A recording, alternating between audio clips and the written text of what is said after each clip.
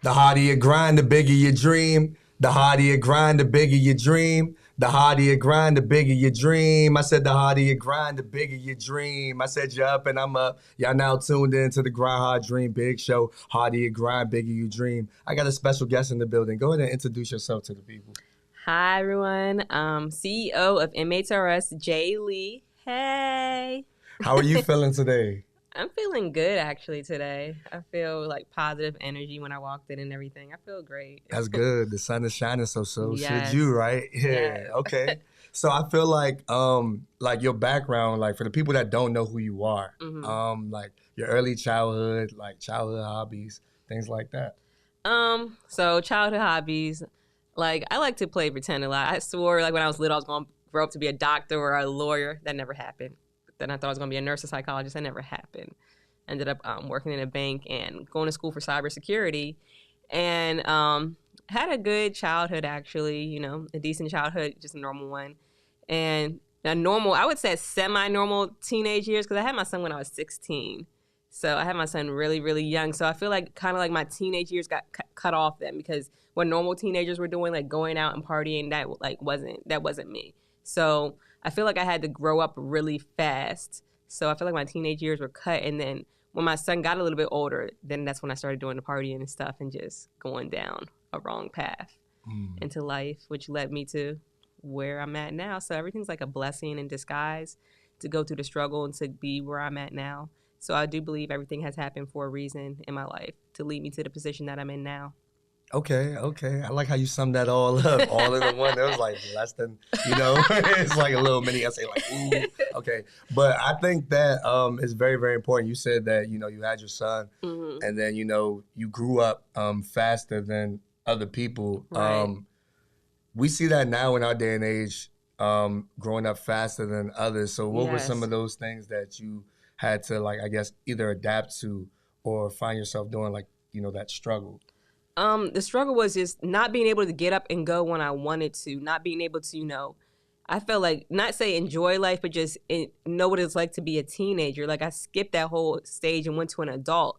So I really never know what that feeling is like. And I feel like when that happened, I didn't transition, all the way properly. So I feel like when I got to the age of like 25 or so, that's when I got into partying. But that's what I should have been doing during my teenage years. So it's kind of like my teenage years caught up to me when I turned like 25, 26, which wasn't the best time to catch up to me, because it just, just let me down, just a path of partying nonstop. I didn't know how to stop.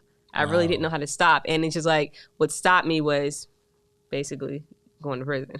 Okay. Kind of like, it was like, Yeah. It's like, hold up. Hold up. Too much. You're doing too much. You're doing too much. Yeah. Right. And so I agree with you, because I think, as a teenager for myself, I went to private school, I went to public school. So I went to two different school systems, and being in both, blessed to be in both, and seeing a lot of things and just being exposed to a lot of things. Right. And I do agree with you with the teenage scene and partying and things like that. Right. But even in adulthood, a lot of us still party. I wasn't the biggest partier.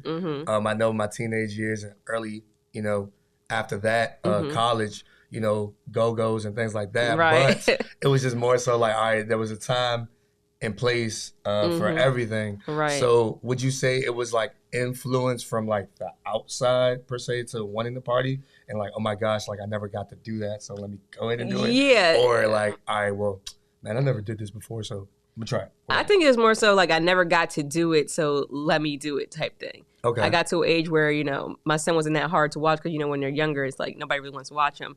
And it's like, okay, I never got to do this, never got to do that. But then it's just, I try to sum it all up in one just whole thing and just keep partying or just keep wanting to do what I wanted to do with no disregard that, like, I'm still a mom. You know what I mean? Right. Like, and it was just hard. Like, I'm still a mom, but then I just want to party and I just want and you can never get your teenage years back. You can never get that back.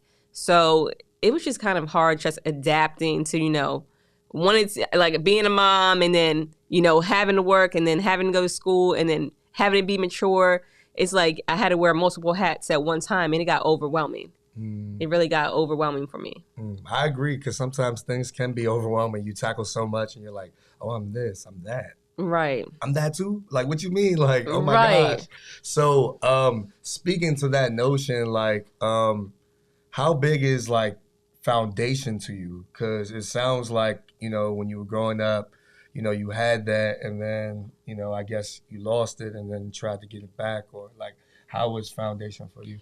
Foundation for me now is very, very important. I feel like everyone needs to be grounded, because I feel like if you're not grounded, you're just all over the place. Like, you have to have some form of foundation to ground you, to balance you out when it comes to, like, life balance. Like, you have to have life balance, because if you're tilting the scales and, you're one way and and you're another way, your life is not going to be balanced mentally, physically, spiritually. Your life is not going to be balanced.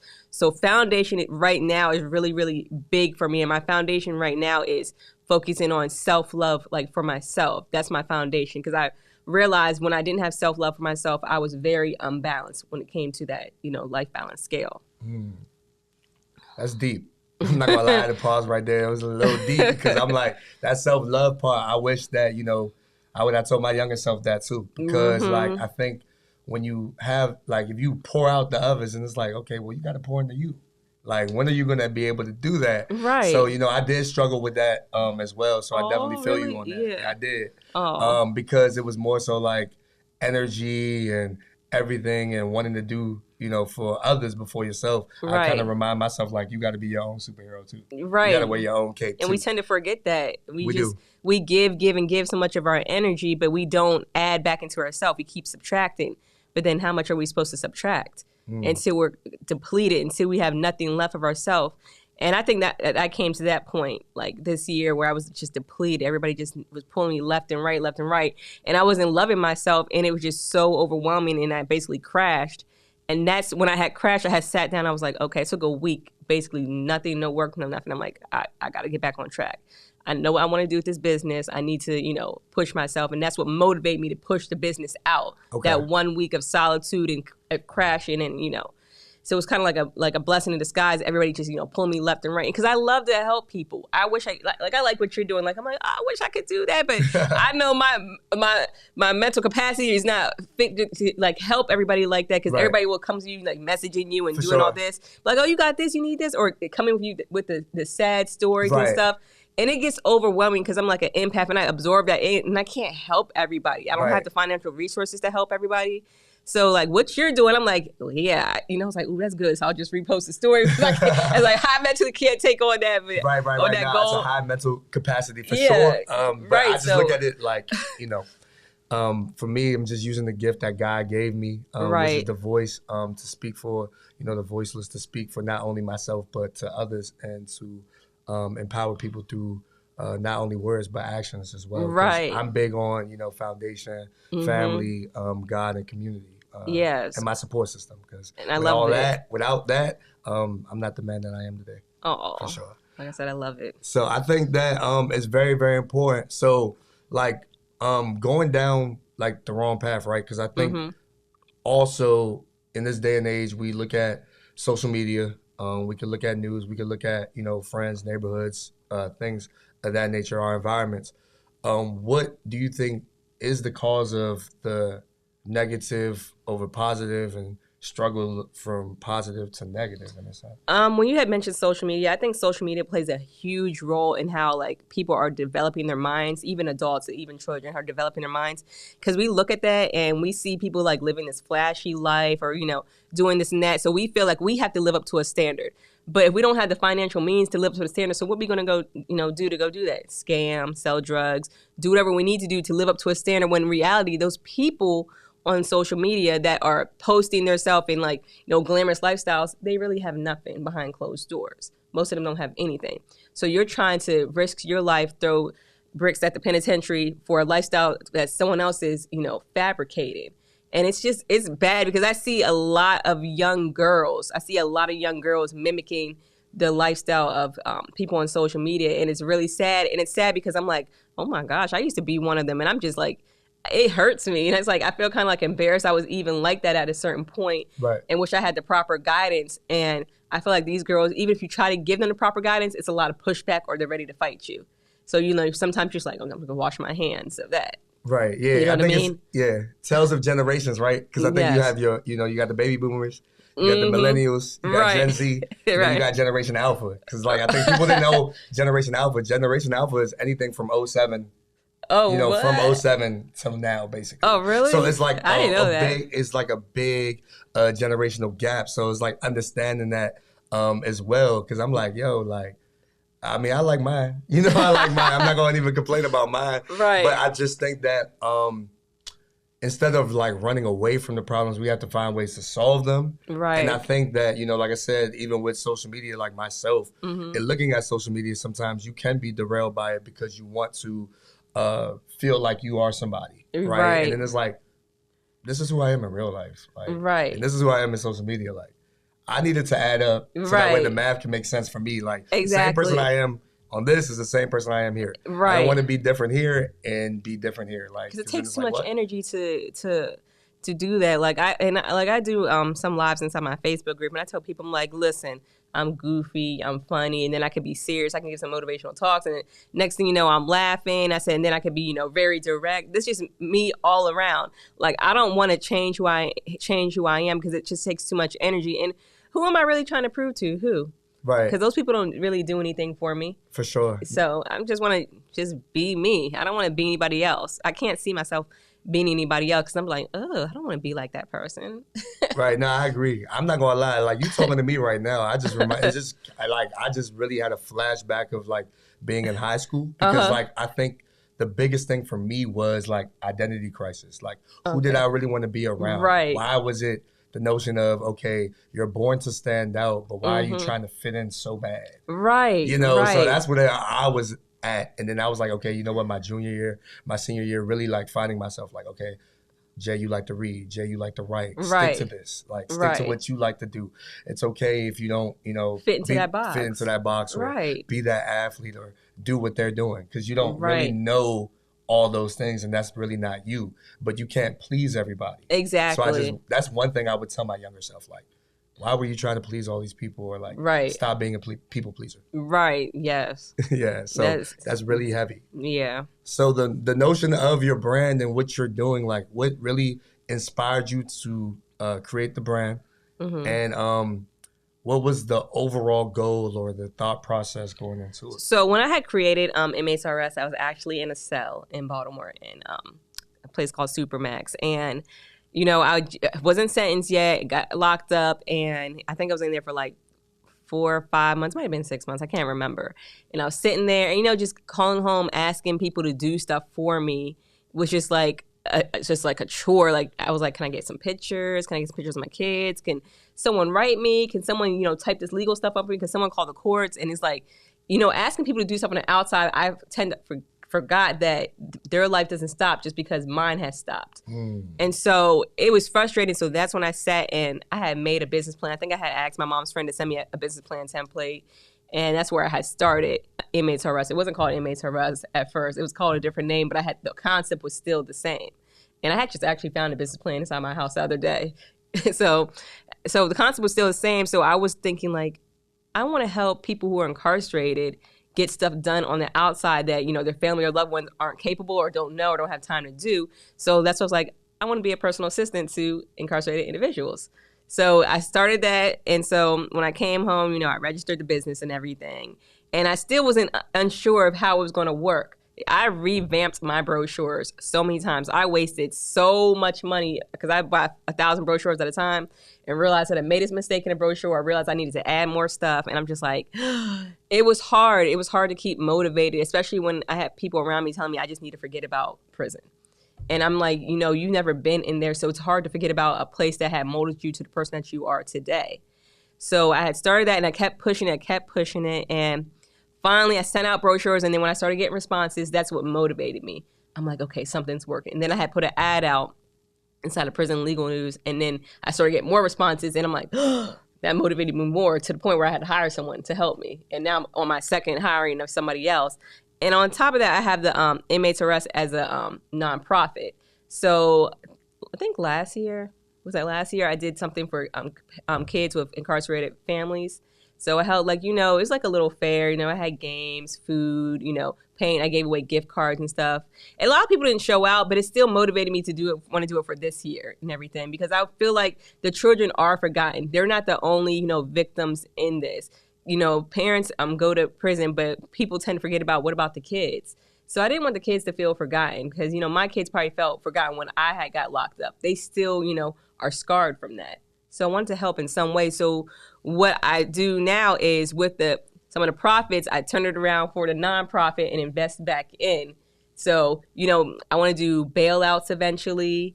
I want to do, help people out financially with legal fees. I want to help people with, their legal work. So it's like a cycle I'm trying to get to. I'm slowly building, slowly getting there. So That's what's up. Nah, I'm not gonna lie, because normally when people are locked up. I mean, like I said, I don't know that many people that have been locked up, but like the notion of it is like, okay, I'm in a whole different world now. Like I can't even wake up the way I want to wake up. I can't eat the things I want to eat. Like I'm on somebody else's time. Like, okay, you got to report here. Oh nah, this is what you eat in the day. Like no choice, like no freedom. So I just think that for you to develop the plan and see everything through, while being locked up, for that time, like how did you feel like, like being locked up and doing it though? Because it's like that could be discouraging.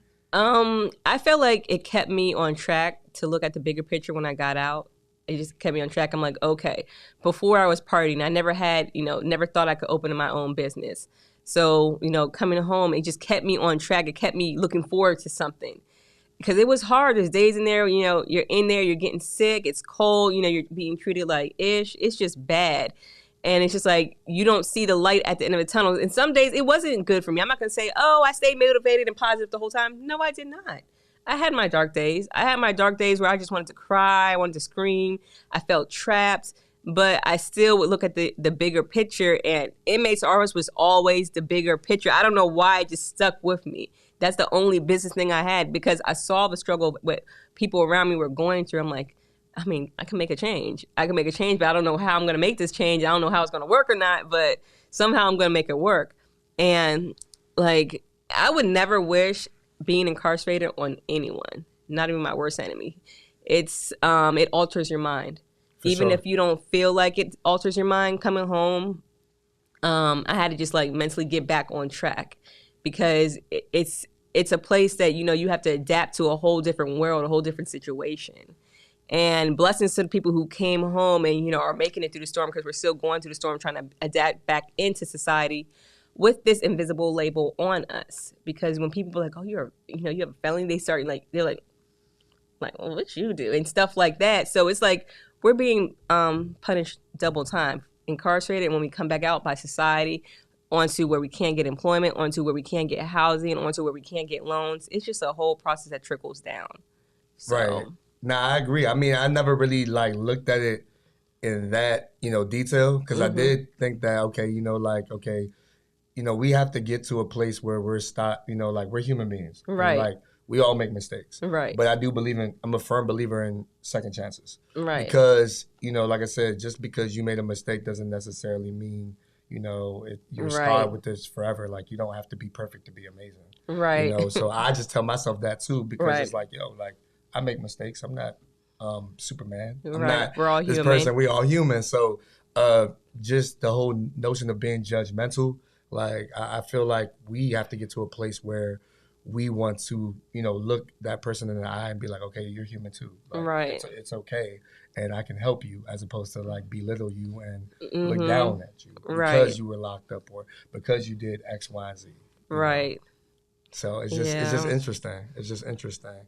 So with those battles and what you are facing, how are you able to like service other people, and how has the response been with the business and you doing this? Oh my, the response has been so positive. Like I never really knew the impact I had until people like I put like feedbacks from the people I deal with on my Instagram and stuff. So I do feedbacks and they're just like, "Oh my gosh, you just don't know what you've done for me," cuz I'll create like a change.org for them or a GoFundMe or just get their story out or just connect them with people. Like some people need help, looking up their case like they really don't have anybody, and I feel so good. It makes me feel good. It makes me feel good that I'm on a weekend sitting there helping people. Yeah, for sure. And because I'm helping them, because some people are in there for life and their family has died and they really don't have anybody that cares enough, and I care enough to want to help them. Like I genuinely care because I've been in that position before, and thank God I do have a support system, but some people don't. Like even when I was inside, I tried to help people when they didn't have like food or clothes. I try to give them like soap and stuff, and like, to help them get started, because it's hard. It's just hard, and I just want to make a change, and sometimes I just really don't know where to start to make the change.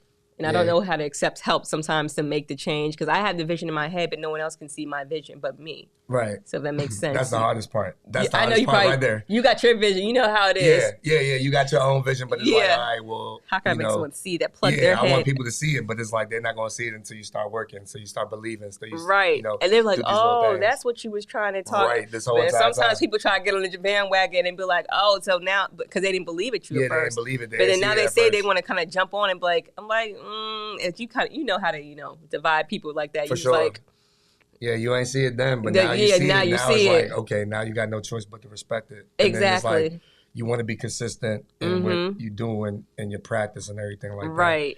No, I agree 100%. Because like, I think the biggest thing now is just like, even when I tell myself, with my platform and putting out the motivational reels or, videos, right. It's more so like, these are self-reminders to myself as well. I know it could help, other people, but it's self-reminders to myself. So it's like, you can't really expect you from other people. Right. So you can't really get angry and upset if somebody doesn't see it the way that you see it. Right. And you're different. Yeah, and your videos help. I'm like, oh, he's hitting the point right here. And the views don't lie, okay? Right. For sure. Right. You hitting the point right there. I'm like, yes. I'm like, oh, he's talking about me. So they do, they do help, especially when someone's scrolling and, they might be having a bad day and they see your video and you're just like, and they can feel the energy that you're pushing out with it too, and the positive energy. Right. And I'm just like, yes. But yeah, I just think that it's very important, because with motivation, you never know. So like for me, it was the struggle of, okay, do I really want to do this? Right. And I have to put my best foot forward, because I'm an intentional person. So I just think that if your intentions are pure and you're genuine in the work that you're going to do, like God got the rest. Like God got the rest. That part right there. You don't got to worry. You ain't got to stress. You ain't got to panic. You don't got to worry. The blessings just flow when your intentions are pure. And I truly believe in that. I truly believed in like removing negative people out of my life. And I've seen like with the business, everything's been going. Like when I told you I took that week off. I removed negative people and everything and just took time off. The business was just like, bam, I prayed to God. I was like, I just want you to help me be successful. And then what's that saying they say? Like when you pray for something, you better be prepared for it. Yeah. And I was like, oh, I don't think I was prepared, but guess what? I'm going to get prepared. Right, yeah. That's how it happened to me. I was just like, whoa. So every time I go check the mailbox, I'm just like, this much mail. I'm like, okay, hold on now. Right. And I think it's, different perspectives because, like I said, from a male side or a female side, like it's just more so like, okay, like how do we deal with these things? Because I think that, we all go through emotions. Right. And, I think coping mechanisms are very, very important as well. So like healthy ones. So are you a fan of journaling? Is that something that you do? I used to journal. I did journal a lot, and then I started typing because my hands started cramping up when I did journal. And what I used to do was print. I used to print them out and put them inside a binder. I found a letter I wrote to myself when I was locked up, and I have that inside my little binder too, telling myself it's going to be okay. So I was like, I need to go back to writing those letters and putting the dates like 2020, 2021, so I can go back and see the growth. So when I feel defeated, you know what I'm saying? I could look back and be like, well, I was at this point and I made progress. So I could see the growth and just keep on moving. For sure. No, I think we all need self-reminders. I'm big on journaling. So it's like, I'm not the man that I was last year. Like, I'm not taking those steps. Right. I'm just elevating and expanding. Right. So like, my support system is very, very key. So like, I tell myself all the time, like, God, family, support each and Right. every single day. Like reminding myself of that and just understanding like with the work that you're doing and the work that we do, it's selfless work. It's not Right. selfish work. So I think that could be Right. also misconstrued and That's represented true. as well. Right. You know what I'm saying? 'Cause Right. a lot of people look at it like, oh no, they're just out here just trying to do them. No, like you don't Right. understand how many people you can inspire, motivate, impact along the way. And you take on all that energy too. Like what you're doing, you take on all that energy. I'm sure people message you left and right. Like you take on all that energy. Like when you're doing good, you're gonna get positive energy, but also you're gonna get like a lot of, the like the sadness from it, that what people are going through. And it's Right. like you want to help everybody, and it's like then it brings more ideas to your head how you can help everybody, like with the the kids and everything, with Right. scholarships and everything. Right. Like more ideas come to you, and then you got to go back to the drawing table and revamp and elevate yourself on what you're doing. For sure. So you take on a lot, taking on this role that you're taking on. So I can definitely relate to like what you're doing, and it gets overwhelming, but it's in a good way overwhelming. But like I said, you got to balance yourself. Yeah, for sure. Balance is key because I do Okay. find myself like working a lot. So I'm Right. like, all right, cool. Like, what does self-care look like for you? Okay. You know what I'm saying? So I Okay. guess that segue, like, what does self-care look like for you? Oh yeah, I've gotten that question like 3 times. I've talked to people that. So what do you do for self care? Like, do you get your hair done? You get your nails done? I'm like, no. Me getting my hair and my nails done is not self care for me. It annoys me actually sitting there for that much time. Interesting. Yeah, Okay. I can't stand going to the nail shop. Anything I have to do to avoid the nail shop or get my hair done or do anything, even shopping. I don't like shopping unless it's online. Self care for me is like I like reading. I love reading. I like looking up stuff on YouTube, how to do things. That's self-care for me. I like going outside and just, relaxing, taking a book and just kind of diving into the book because it takes me away from my reality. I can put myself into a different world when I'm inside a book. Self-care for me is, sitting down and actually writing out my life story, writing my book. And, just taking time for myself, turning my phone off, staying off of Facebook, staying off of Instagram, and just relaxing. Just sitting there with a pint of Ben & Jerry's ice cream and just chilling. Oh, nah, for sure. Ben & Jerry's is good. I like Cold Okay. Stone, though. But Ooh, no Cold knock to it. No, Cold Stone's my first one. Okay. But, since Cold Stone doesn't come inside a pint you can buy at the grocery store, sure. it's Ben & Jerry's. Right, Cold nah. Stone Birthday Cake Remix is my go-to. Man, what? Is my go-to. Okay. That's all right, for sure. Nah, I agree 100%. I think self-care for me, like I said, I like reading. I like writing. Being in the podcast space, watching other people's podcasts as well. Right. I get more motivation from that too. And just unwinding. I think the hard part is like detaching yourself from social media because I still find myself picking up my phone, scrolling through. And I'm like, all right, you know what? Let me just put this away. Mm-hmm. Let me really put this away. Right. But I feel like because, the business and what you operate is like, You got gotta to. use it. So it's like, Right. if you don't use it, then it's like, wait, what you doing? You slacking. So Right. you gotta pick it back up and do it. So But you get sidetracked sometimes. You start Yeah. scrolling stuff and like, and you're like, damn, was I supposed to be posting something? And you Right. forget.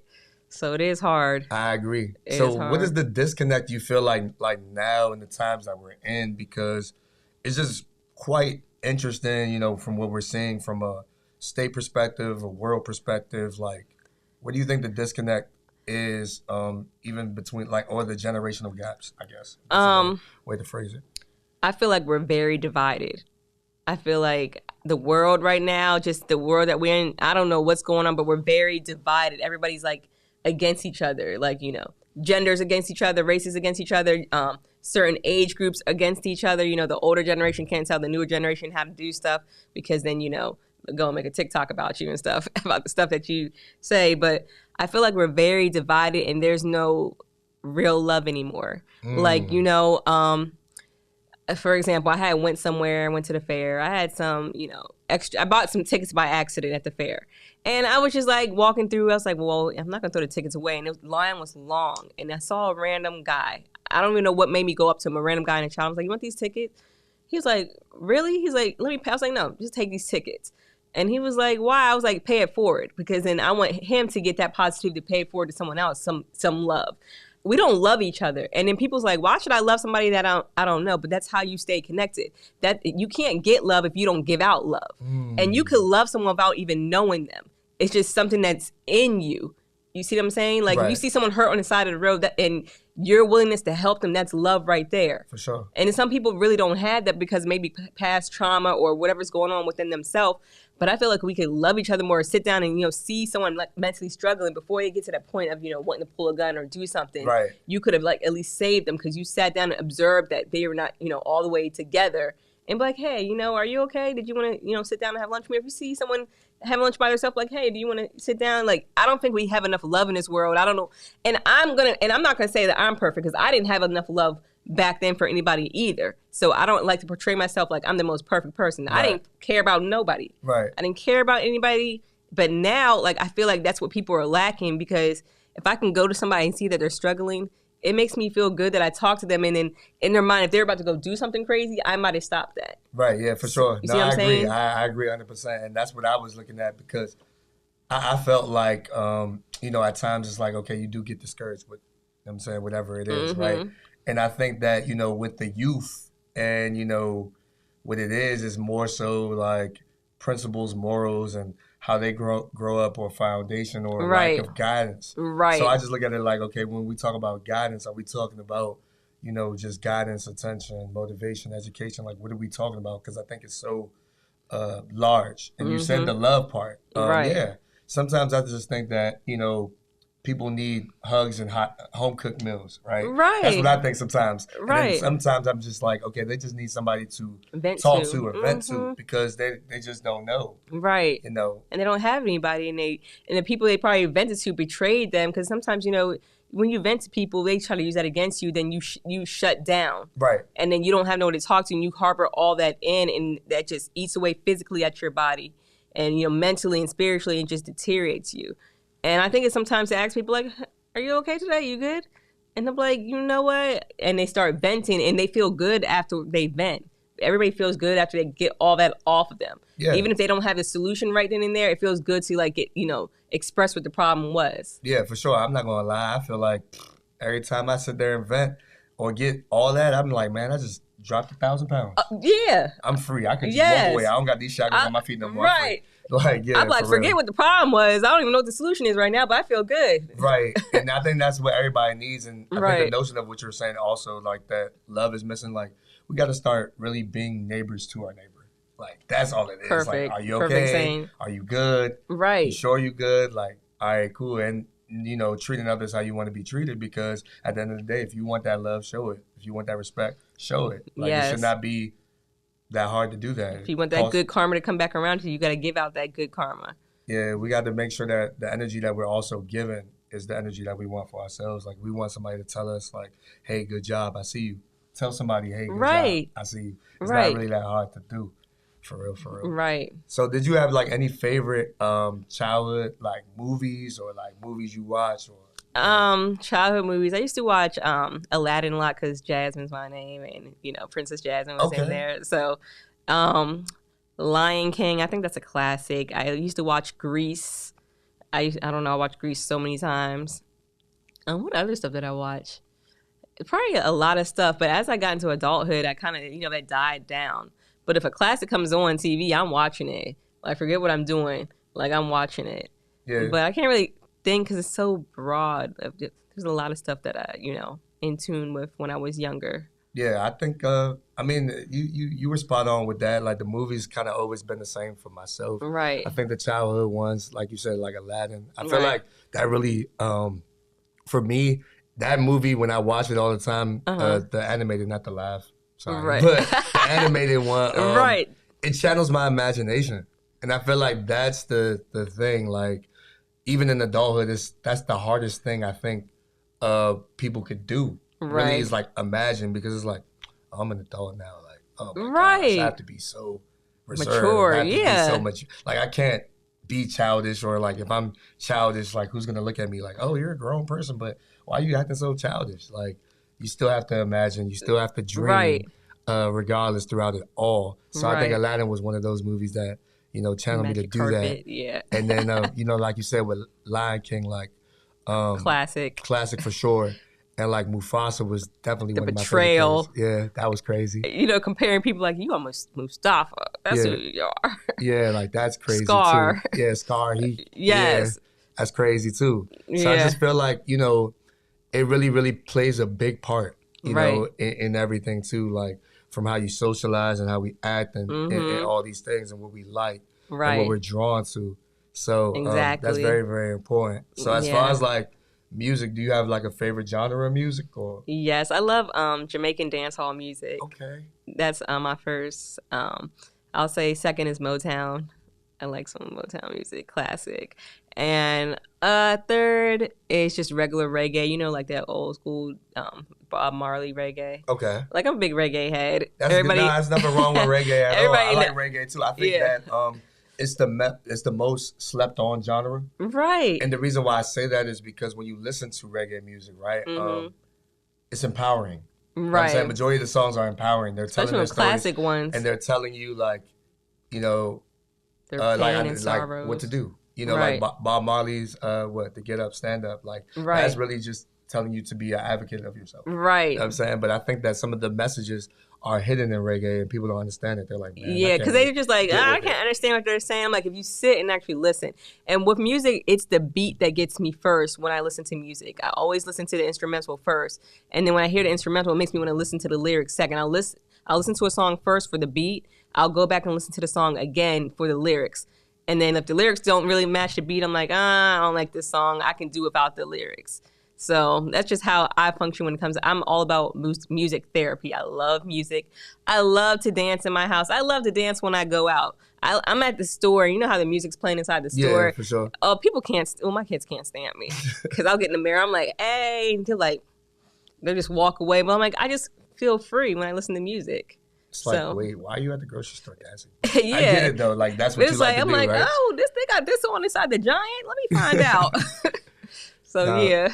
I agree. So like, do you think that music is really like, I guess with our genres, right? You know, like hip hop, R&B. Do you feel like it's kind of like taking a turn in a direction where it's like, whoa, it's a lot going on, or you're like, okay, well, you know what? I had that phase too. I understand it. I can respect it. Or I respect it. I do feel like it's taking a turn for I just don't know what. I like the old school hip hop and everything, but the music now, yeah, don't get me wrong. I'll jam to it. Doesn't mean I understand it.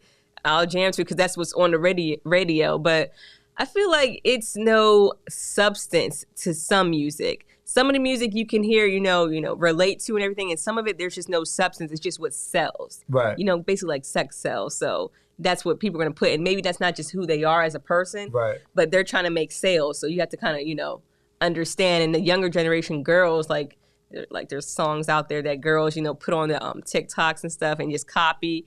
And I'm just like, oh my gosh, was that me? And so I understand it, but then it's just like I'm at a point where I'm just like, I wish girls would just stop, or guys would just stop, you know, fronting with the whole money and the whole guns thing, because it's not cool. Like, it's not cool because later on in life, when you end up going to prison, you're going to be looking at yourself like, dang, I was dumb as heck. Or if the female ends up, you know, pregnant in a situation or being beat or an abusive situation that she wouldn't be in, like, she's going to kind of, you know, trying to evaluate her life.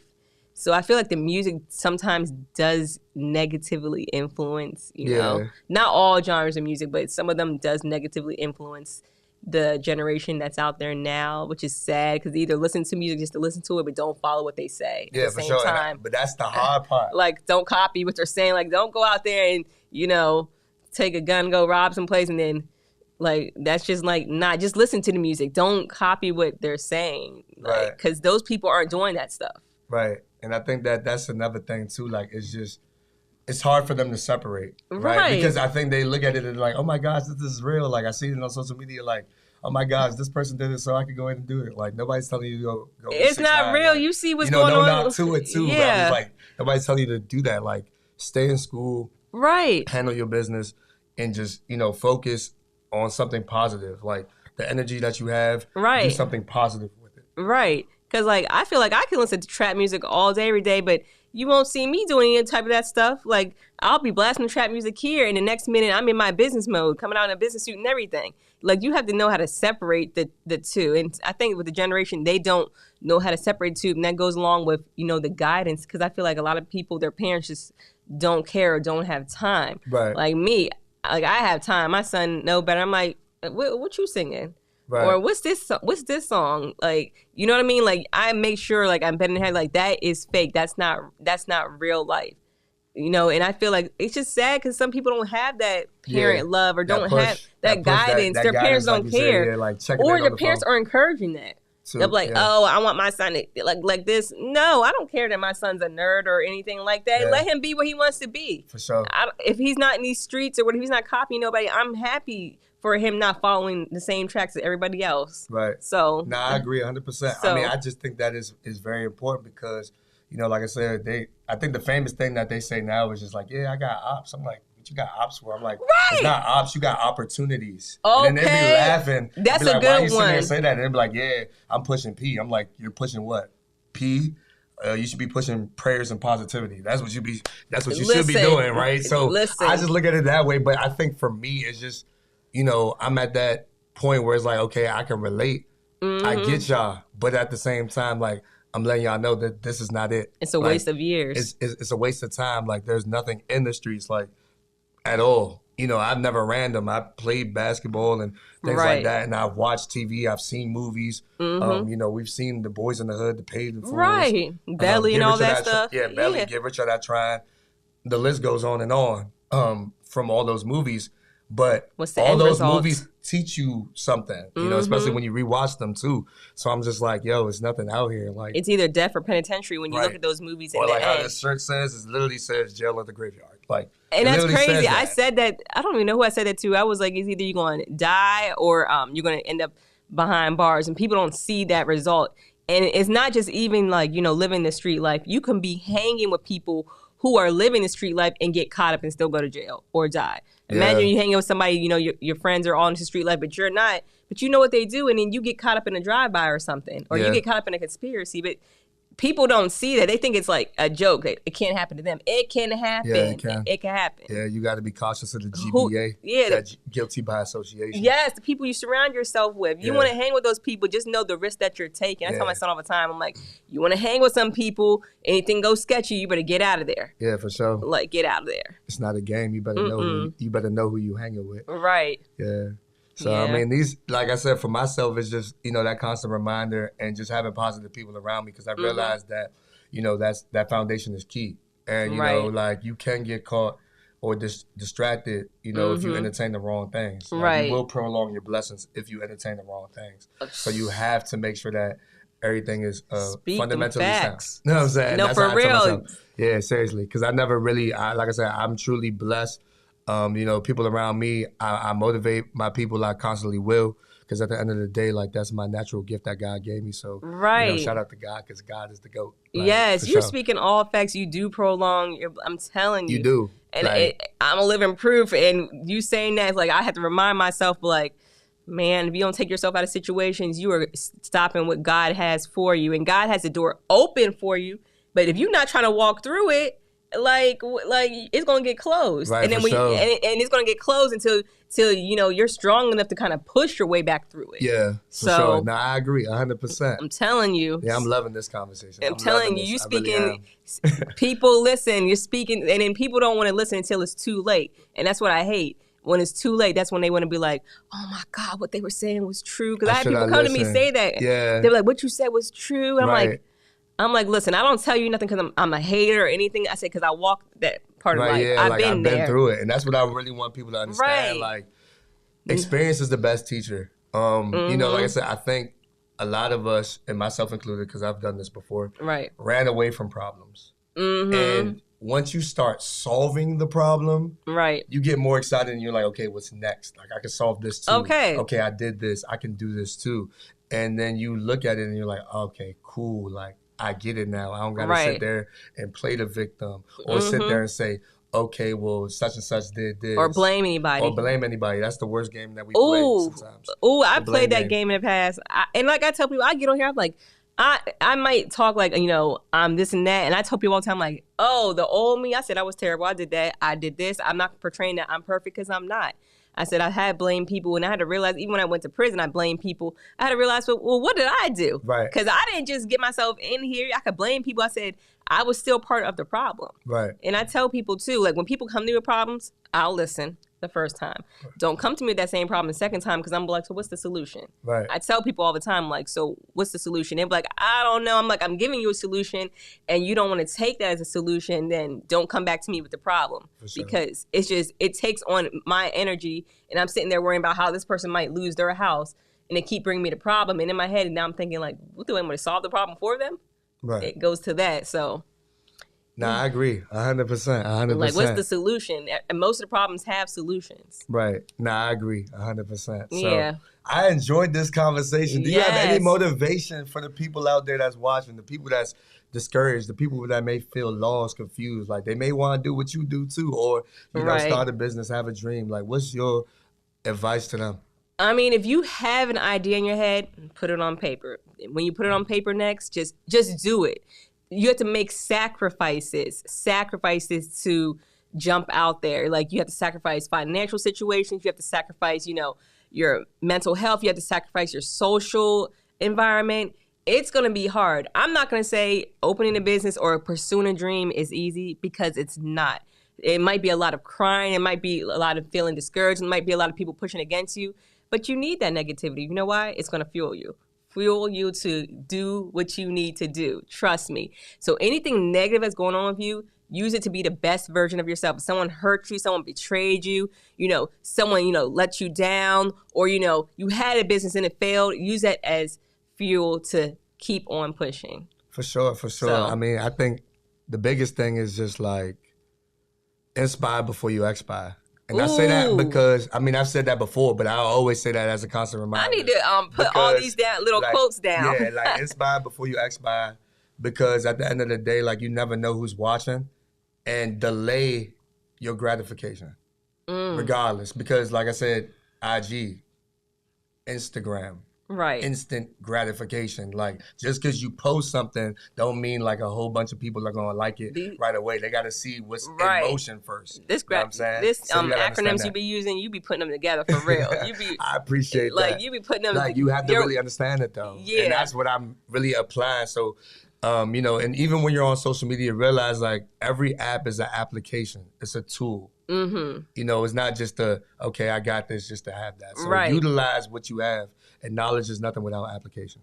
Yes. Knowledge is nothing without application. That's my biggest thing. So I appreciated this conversation. Me I love too. the vibe. I loved it. Me I love too. the energy and everything. And I'm wishing you the best. If anything Thank I can do you. to support, definitely I you will. too. Like, you too. When you have stuff going on, I just have to go on there and look. I have my assistant going there. I'm like, repost. I always tell her repost certain people's stuff. I'm like, repost this. See, I gotta get like that. I don't got no assistant. Everything's me. It's I all have good. to, because my mental, I'd been like going up a girl, I'm crying. I'm not gonna lie, but like, you know, I like what you're doing, because I keep seeing like these scholarship things. I'm like, you need to get more exposure. We need to have to get you more exposure and everything, because that stuff is good. What Yeah, you're doing, I appreciate that stuff. Is good. Like, people need that, because people sometimes are maybe going to college and they don't have any funds, or they don't have any way, or they don't know where to look for scholarships and stuff. For at. sure. Yeah, definitely So, pointing to our youth and yeah. being who I needed when I was younger. Yeah. That's my, you know, responsibility. And like I said, the gift that God gave me, my voice, I'm going to keep on going and definitely doing it. So I just tell myself, like, as many youth as I can inspire, I definitely will. Right. So I Right. appreciate you for taking the time out your busy schedule. No, You could have thank did you. anything in the world, you came to kick No, it with that. I'm blessed to be For here. sure. I'm happy. I'm excited. I feel more positive leaving. Like, I'm just hoping, like, yes. I'm like, y'all watch this. Y'all watch For this. sure, for sure. And with that being said, y'all, the harder you grind, the bigger you dream. The harder you grind, the bigger you dream. And we out.